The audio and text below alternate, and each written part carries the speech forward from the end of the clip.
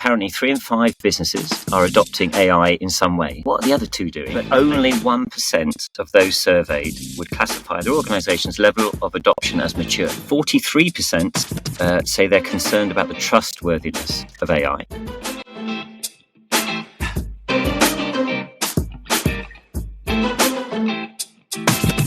Welcome. This is another episode of the Employee Experience Labs podcast from the Munich Podcast Studios. Employee Experience Labs podcasts are around HR tech, employee experience, shared service, and other exciting topics of HR in the workplace. Today, we talk about predictions 2024 when it comes to HR tech and employee experience. For that, I have asked leading HR, tech, and experience experts to share their view of what will be important in 2024 and what to watch out for. In each of the episodes, you will learn what one of them has to share. We have recorded these predictions throughout the end of 2023 and will share them in January of 2020. In today's episode, I'm excited to speak to Richard Doherty from Workday. Richard is a Senior Director of Product Marketing at Workday, and with him I also had the chance to share a stage at the last Workday Rising. Today, though, we will talk about predictions of 2024. And it will be interesting because we also geeked out around Gen AI and what it can do in the workplace, what fascinating opportunities are out there, and what prerequisites need to be in place. I hope you're as excited as I am and you enjoy the episode. Richard, it's so great to see you again. Thank you for your time. And it has been not too long ago that we've been together at the Workday Rising conference. So everyone who hasn't been there, you can check it out on the webpage. The videos are there. Our great discussion is there. And I'm really excited and happy to talk to you today about predictions 2024. Yeah, hi, Volker. And thank you so much for inviting me onto your podcast. I'm very excited to have this conversation with you today. Looking forward to it. Excellent. So let's dive right into it. Richard, 23 is almost at the end. When we share this with the audience, it will be over and we are at the beginning of 2024.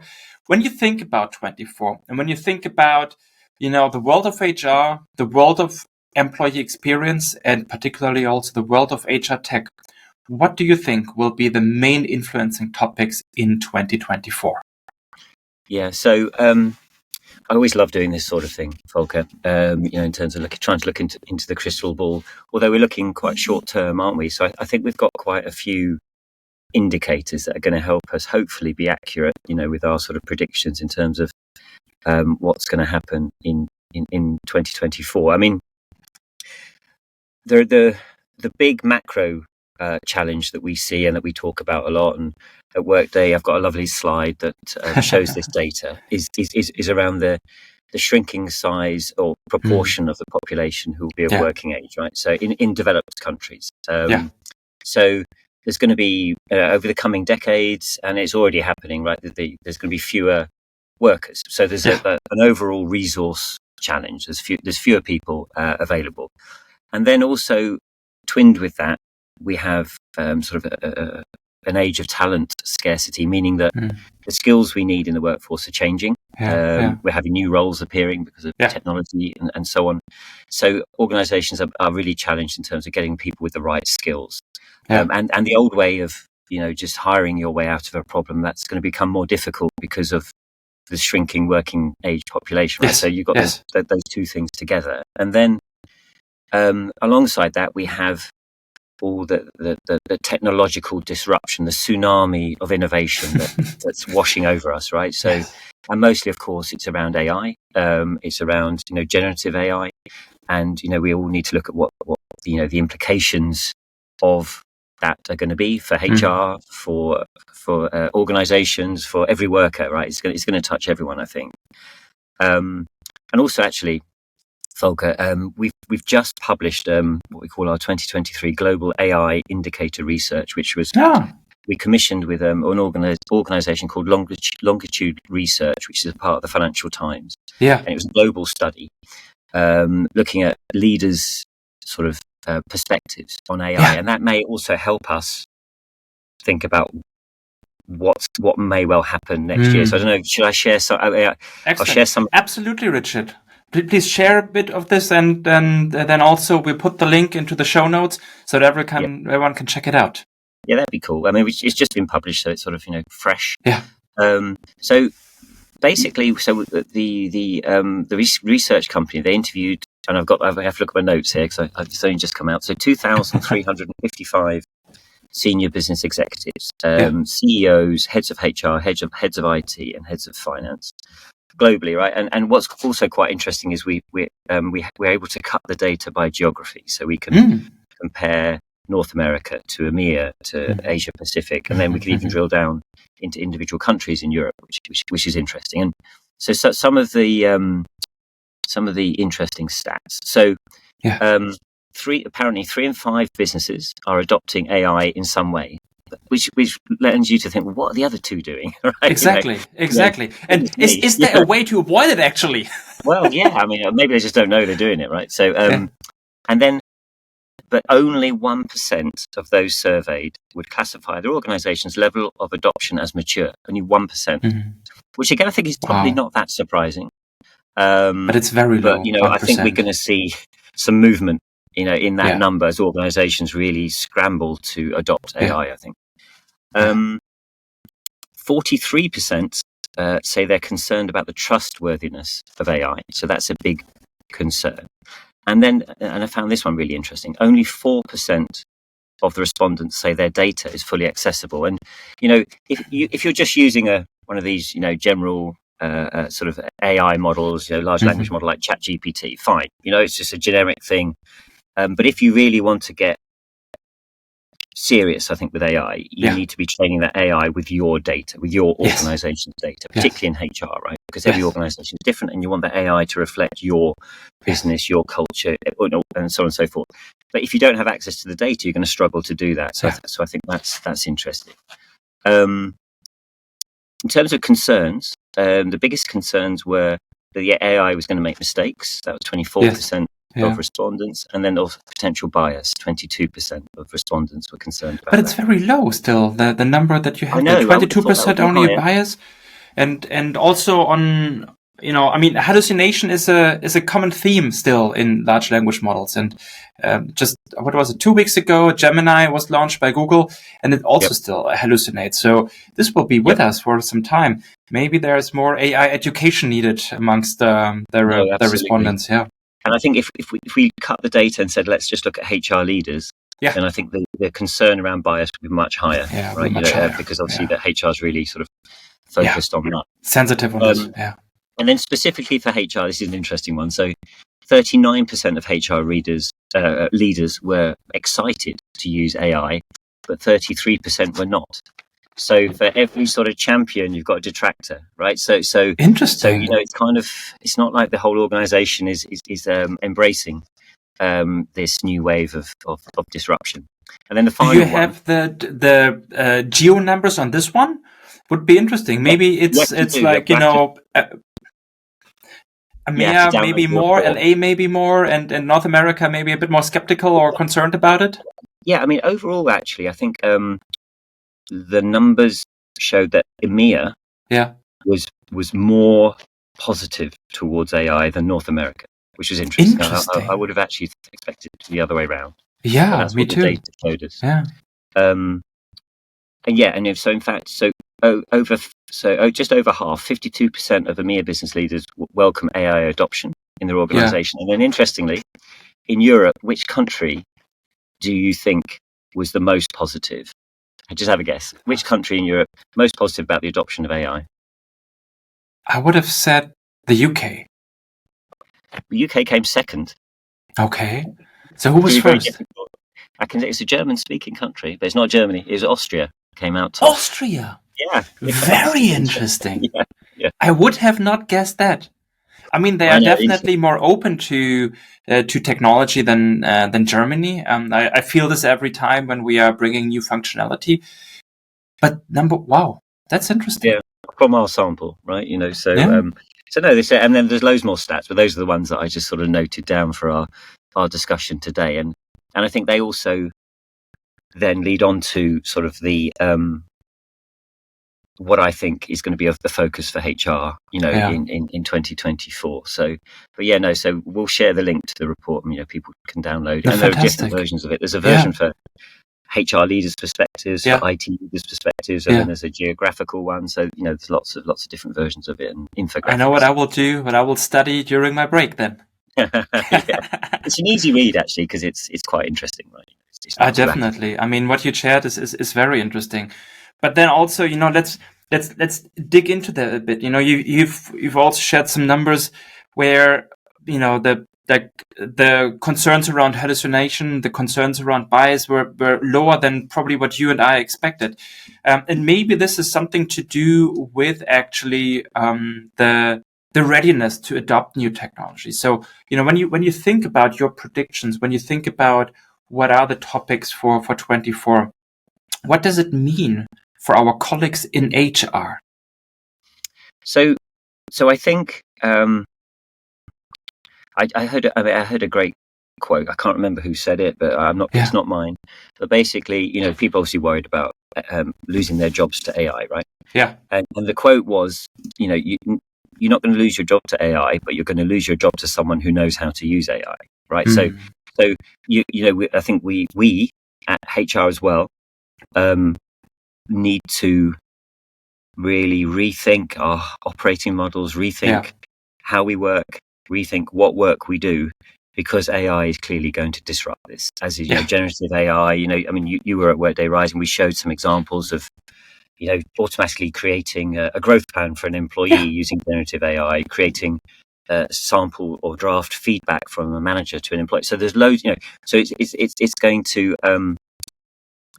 drive productivity. Is going to just change the way we work, and also I think it will change what HR does. So, because it's not just about driving productivity, although actually back to the survey I was talking about, that's the benefit that most people see is in improved productivity. But I also think it will change what we can do, and the kind of services that we can deliver to the business. So I think HR, it's going to be a year of. And this will be a multi-year journey, but it's going to be there's going to be lots of thinking about, okay, so how do we structure ourselves? What services do we offer to the business? What new services can we offer to the business? All that sort of stuff.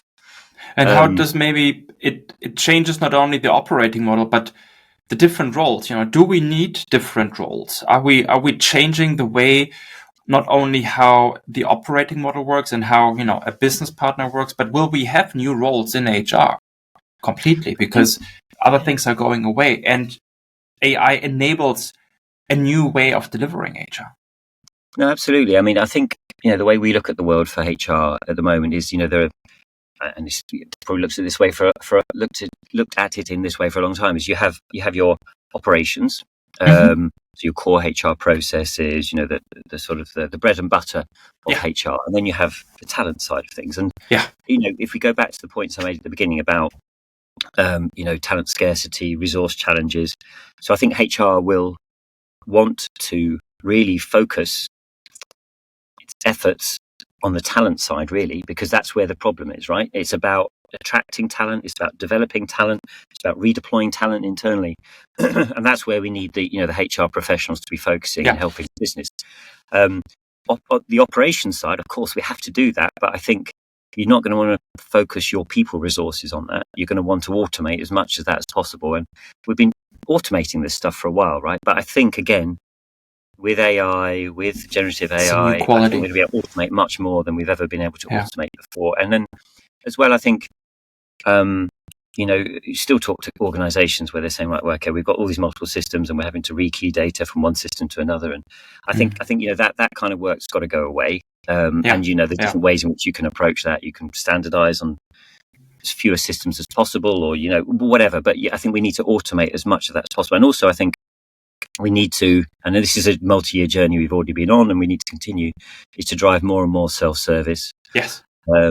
So that, so things like, employees being able to get answers to their people-related questions without having to talk to someone. And I think, we would have just surfaced to them, they ask a question and you surface automatically maybe a policy to them, but they still, they can't read the policy, they don't understand it. Or they don't understand it. With generative AI, it's going to be able to surface an answer based upon your policies. And hopefully that means they get the answer really quick. It's the correct answer. And from a HR side, you don't need to have quite so many people answering the phone in a service center or whatever it may be. So I think there's going to be that sort of shift of resource from HR to focus on talent and more technology to automate the operation. Richard, when I take this, then the colleagues that work today in the operations, if I translate your direction, this means that they need to learn how to use AI to further automate. So their job will transform completely from doing operations to enabling automation of operations and thinking about new ways for self-service. In the talent space, the colleagues working in the talent space, they need to work with AI to surface better talent insights for the company, right? Yeah, no, exactly. And I think, in the past, it's been all about being able to, showing your expertise through being able to provide the right answers. But in this new age, it's about being able to ask the right questions, right? Because if you can ask the AI the right question, then you're going to get some interesting answers, right? And I think we've all heard this. Commentators are saying, there's a shift. So yeah, and I think going on to my next point, actually, which is linked to what you were just talking about there, is around the response to the responsible AI. Yeah. And I think HR's role in driving that agenda, right? And we saw the EU released its initial thinking around the AI Act and so on. And Workday is also involved in providing our expert input into the EU and also the US federal government and the UK. That's something we're actually actively involved in. And it's great to hear.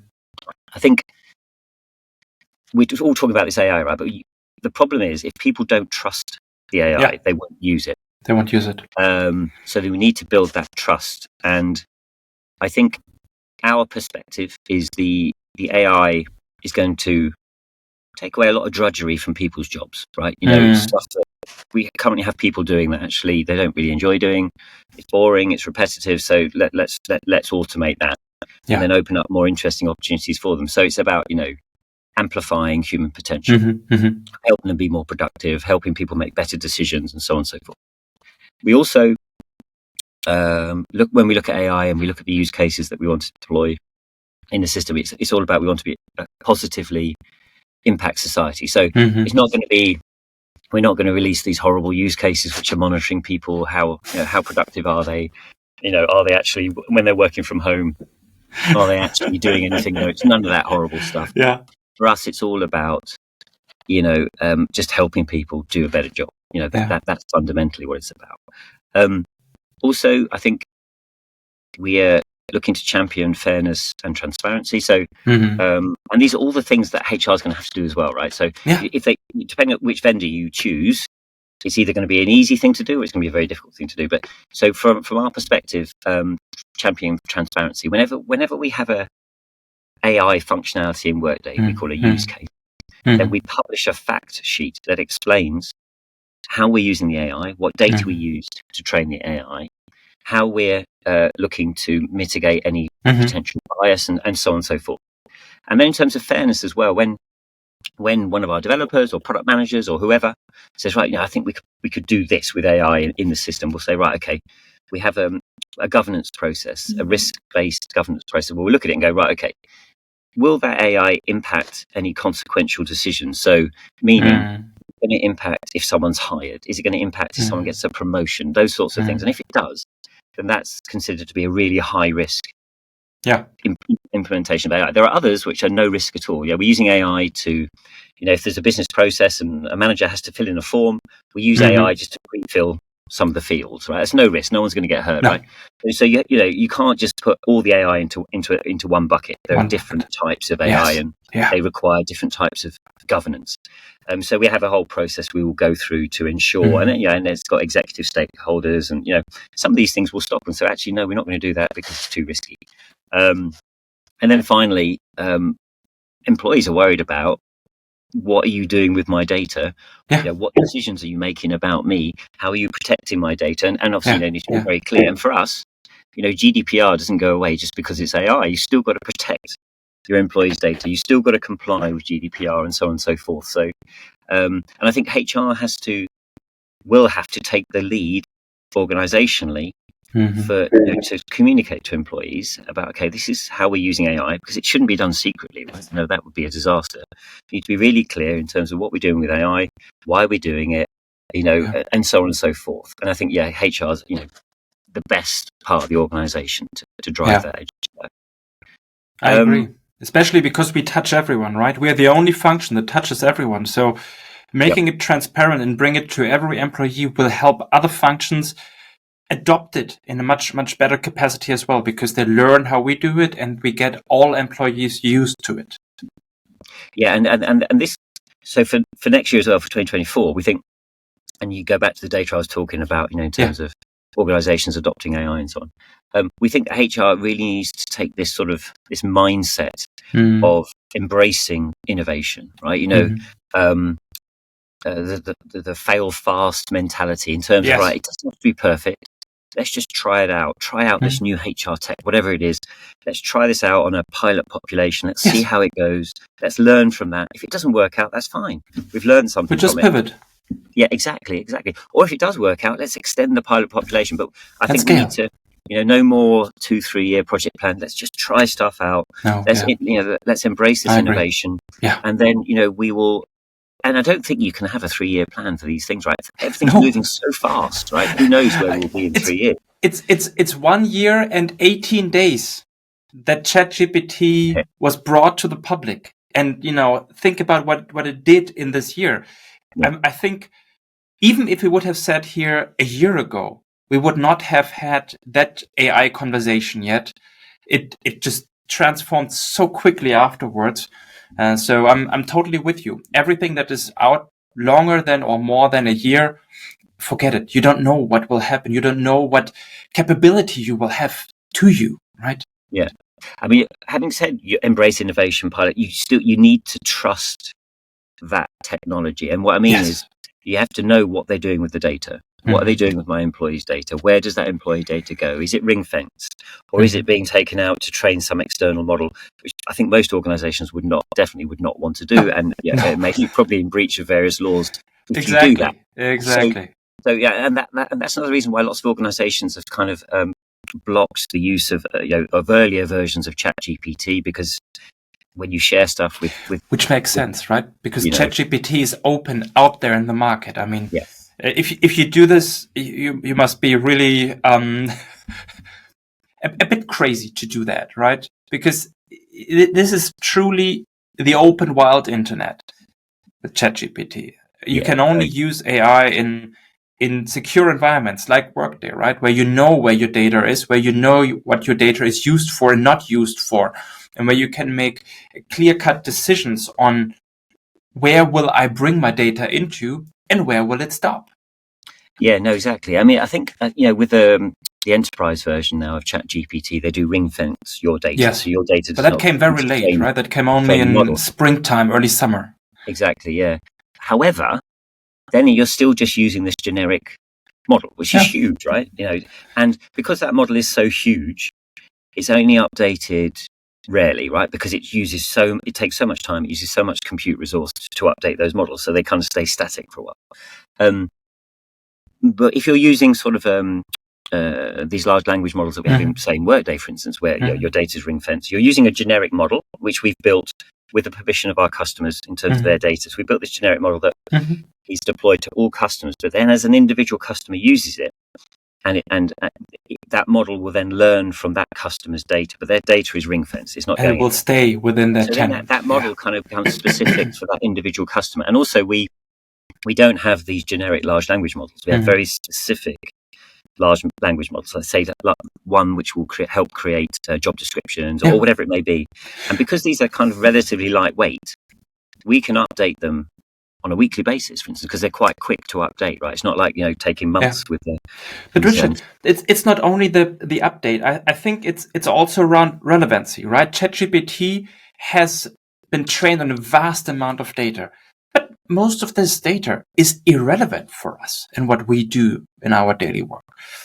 Plus, there is some data that you might not even want to be included, right? The internet is a wild west. So you don't want this.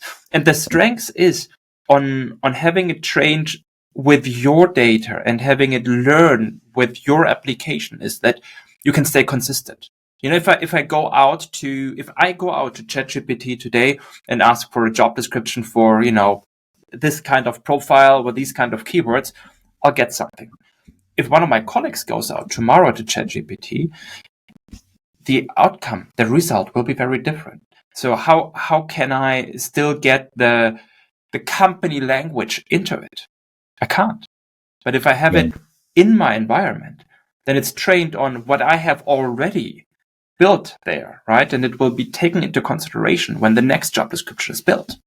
Yeah, no, exactly. And you raised a very good point there, which I should have said actually, which you've reminded me. It's about the quality of the AI, the quality of the predictions, because basically AI is making predictions, right? The quality of the predictions data is only as good as the quality of the data that you have used to train that AI. And that's why earlier on you were talking about hallucinations, and we all know that ChatGPT and some of these other sort of commercial models that they do kind of make stuff up every so often, and because they're trained on lots of the internet, and half of that is rubbish. Whereas with Workday, we're looking. We are the system of record for 50% of the Fortune 500. We've got thousands and thousands of customers, and this is high quality data. It must be, otherwise all those companies have a big problem. Exactly. It's tremendously high quality data across all sort of different sort of domains of HR, right? So because Workday's so broad in terms of its functional footprint, so we have this pristine, high quality, high volume data set that we use with our customers' permission. It's contractually they can control which elements of the data we can use to help train the models. But and I think it's like more than 90% of customers have actually signed up, so it's huge, right? Because they can see the benefit they're going to get from it, and they also know that we are protecting their data, maintaining privacy, and so on. Absolutely. But because we have this beautiful data set, we can create, and we're very confident we're creating really outstanding AI that's going to generate high quality predictions and help drive high quality outcomes, for the customer. No, absolutely. Richard, we are geeking out a bit on AI.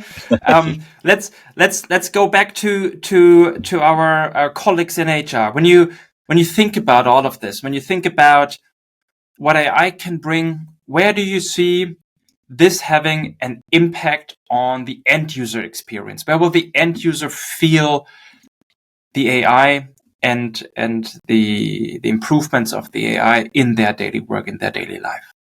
Yeah, so I think it's going to, and it's already doing this, right? It's going to drive much more personalization, right? So the system will know you. It looks at the data that it has on that profile. What skills you've got, your job history. The feedback you're getting from your peers, and so on and so forth. All of that data will help it personalize the experience, and things like. We have this thing like an AI career coach in Workday, a career hub. Which it knows the employee, and it will start pushing to them suggestions and recommendations. It's using AI to do that, and in terms of learning activities or potential mentors you might want to connect with, or internal job opportunities, all that sort of stuff. But then the employee can have a look at that and say, actually, that's interesting. It's going to open their eyes to potential opportunities and ideas. And they can take those ideas and add them to their own development plan and go and discuss that with their manager. So you see there, it's about augmentation, right? You're not replacing anyone. And also as well... But you enrich the conversations. Yeah. Exactly, yeah. And imagine to do that without the technology is very difficult, right? So let's say you've got 1,000 employees or 10,000 or 100,000 employees. Try and do that, really difficult. But if you can use technology to augment, and also it's kind of like, have an AI an AI HR virtual assistant on the shoulder of every employee saying, look, have you thought about this internal job, or have you thought about doing this learning activity? It's going to be tremendous for helping employees really build out plans to, develop interesting careers and achieve their potential. So that's one. It's about that personalization. Yeah. I mean, another, for more of our sort of professional HR users, I think the experience is going to be really enhanced by Gen AI, because it's going to, if I have to create, say, like an FAQ on one of our HR policies, right? Yeah. As a HR professional, I have a blank sheet of paper. I need to start scanning through the policy. I need to start trying to think, well, what kind of questions are we going to get from employees? So at least I have a starting point. Mm-hmm, And that's a laborious process. Yes. With Gen AI, you can just feed it that policy and say, create me an FAQ, and it will do that within seconds. And then obviously that's the starting point. I need to review it.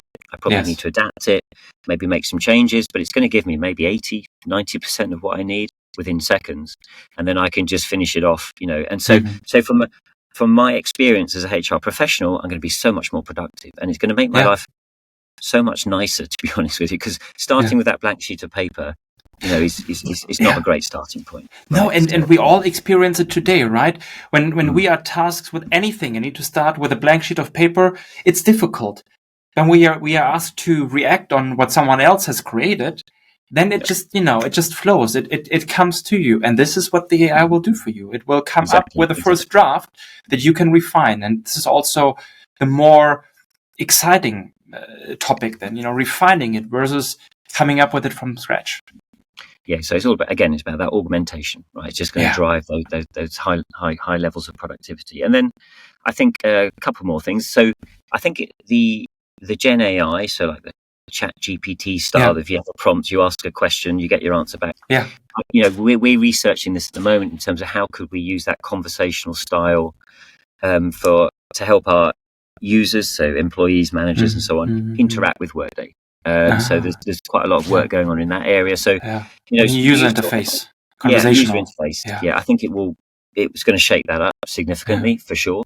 So we can see that there's going to be some big developments, in that area, and I think that's going to be some HR systems, they sit on top of incredible complexity. I think a lot of people don't realize this. What's going on underneath that HR system is incredibly complex, and you can't get it wrong because you're dealing with people here. And these processes are incredibly complex, but we try and simplify that. But no matter how much we try and simplify it, still, if I'm a manager and I'm only going to trigger a certain process maybe once a year, I'm going to forget how to do it. So we try and make it as simple as possible. But, I think with a conversational experience, it's going to be even easier, right? Because you're going to be having a chat with Workday, and Workday's going to be asking you further questions to clarify things, and it's going to guide you through that process. So I think that's going to be very exciting. And I think, Richard, what's the key on this one, right? When you even, as you said, you can make it as simple as possible, but when you come with a graphical user interface, it is prescribed. And this is where you need to start. This is where you have to start, regardless where you as a manager are in your journey towards this process, and regardless how you think about it, because the graphical user interface can only go one way.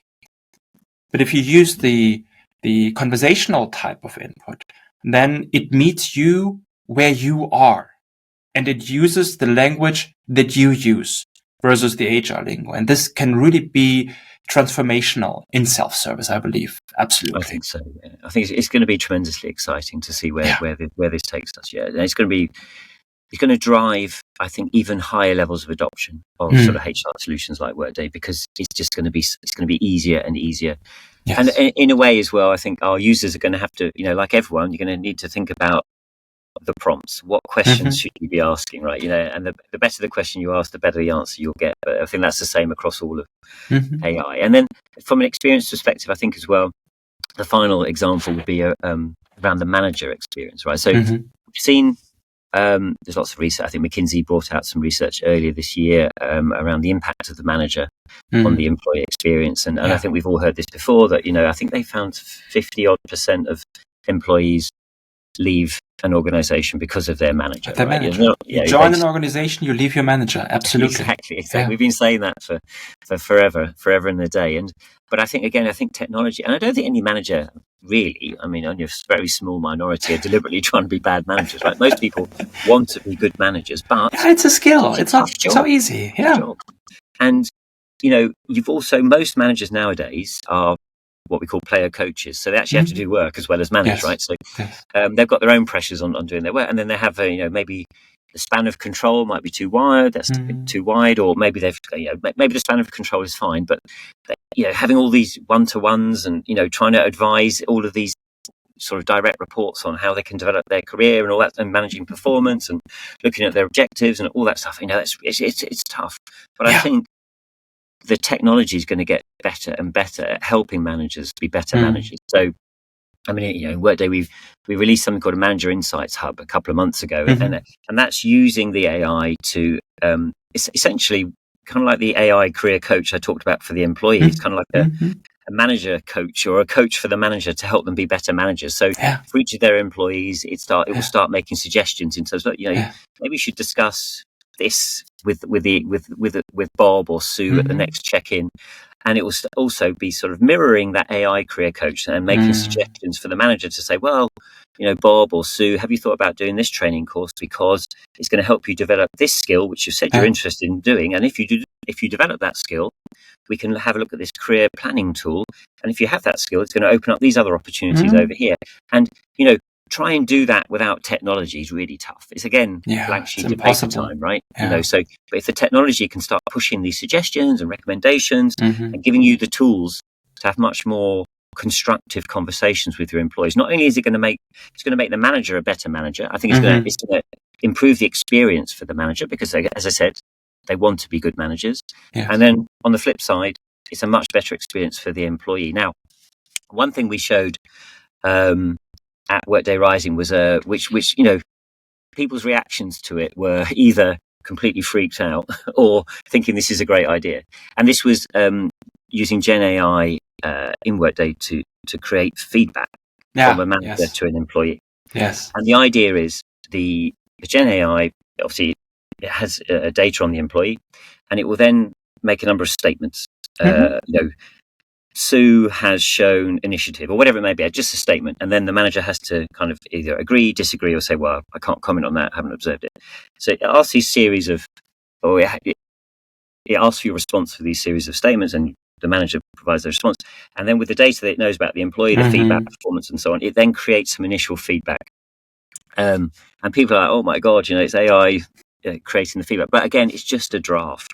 It's to get away from that blank sheet of paper and give the manager a starting point. And they should go in, they should edit it. And I think, people are then kind of saying, well, hang on a minute, I'm sure a lot of managers are not even going to look at it. They're just going to submit it without checking it. Well, then that's a bad manager, right? And I think they will get found out really quickly. The idea is about augmenting the manager, helping them be better managers, not to do these things automatically for them. So I think that's going to... And the point is, I think we need to, going back to the transparency and fairness and responsible AI, we need to let employees know that this technology is being made available to our managers to help them. Again, if you try to hide that, then I think the reaction from our employees would be very, very negative, right? Yes. But if you explain, well, actually, we're using this technology, it's going to help the managers create feedback for you. And I think, many employees don't get any feedback at all. So exactly. Right? Exactly. That's the point, Richard. Many employees don't get feedback today. And even when they are triggered to provide feedback, the managers are reluctant because it's difficult. Providing feedback that is, helpful, that is actionable, is extremely difficult. So even if it is the fully AI generated draft that is sent, it is not fully AI generated, because there are some questions and answers that you need to indicate, and it is for sure better than nothing. Yeah, exactly. And hopefully the manager goes in and reads it, edits it, and adds some changes, and then bang, we've got some really good constructive feedback that can then form the basis of a discussion. So yeah, I think it's going to, in the next year, we're going to see a lot of change around the experience, and all for the positive, I think, from an employee, manager, executive perspective. I think, there's a lot of investment going into this area. And AI is definitely, I'm stating the obvious, it's going to change a lot. But I also think that, remember, I think what's the stat? Yeah, only 1% of those organizations we surveyed classified their level of adoption of AI as mature, right? So it's going to be a journey. Yes. And organizations are going to be moving at different speeds. They need to work with vendors that they trust, who are protecting their data and all that sort of stuff. They need to look at the innovation roadmap for their vendors to understand the direction of travel, and also their philosophy around how they're using AI in their products, right? Because you need to have a partner that you're comfortable with and that is innovating in the right direction and so on. And that's not a given, right? That needs to be, you No. need to dig into that. You really need to dig Exactly. into that and ask the right question. But yeah, I think the next year I'm really quite excited. I think this is, I mean, I've been at Workday now for nearly 9 years, and the solution's always changing, evolving. New exciting stuff's being delivered, and I'm lucky in a position where that's the part of my job is to talk about the new stuff. But I'm the most excited now in terms of what I can see on the near horizon, right? In terms of what's going to be delivered. But it is very confusing for HR leaders out there because everyone, I've been at it's conference season, right? It's just ended, really. Yeah. The last couple of months have been madly busy with conferences, and everyone's just slapping AI over all their marketing material, right? So it must be very confusing for leaders to know, well, actually, so what is AI? What do you mean with AI? That's not AI. That's just a calculation. So I can sympathise with your sort of your listeners in terms of it's quite confusing. But I think it will become clearer in the next 12 months in terms of those vendors who really are doing AI and those who have just slapped AI onto their sort of marketing slogans. So, I think so, Richard. And there's one thing that I keep on writing about that I heard from you also, and that I think came very good through in today's conversation about the predictions, which is AI is a tool, is a solution, but it needs a problem to be addressed, right? And this is also how we started today's conversation. There is a problem. There is a talent scarcity. There is a change in the skills that you need in the workforce. This is where you can use AI for. It's not AI is the solution. No. There needs to be a problem where it fits. And I think this is the most important. And this is what I heard also coming clear and loud through in our conversation today. So I'm extremely excited about 2024 and excited to see how this will unfold and improve the experience of all of our employees. So Richard, thank you so much for your inputs. Thank you so much for sharing it. And looking forward to 2024. Thank you so much. Have a great 2024. Thank you very much, Volker. Thank you. Bye. Bye-bye.